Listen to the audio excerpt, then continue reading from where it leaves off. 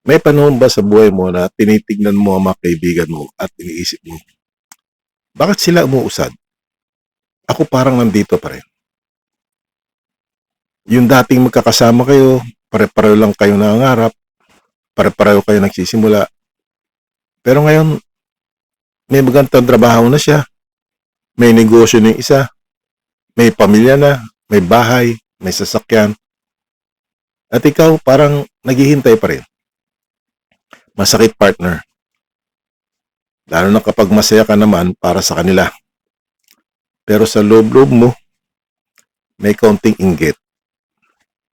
At minsan, nahihiya ka pang aminin yun.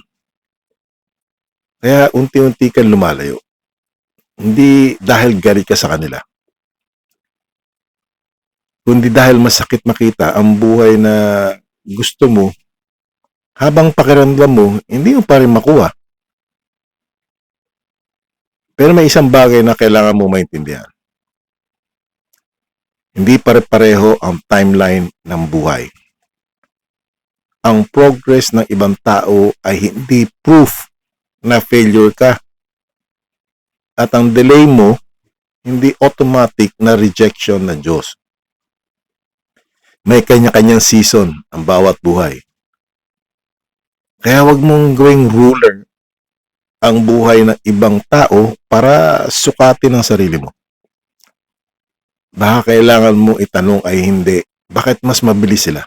Hindi. Lord, anong gusto mong gawin ko sa season na ito?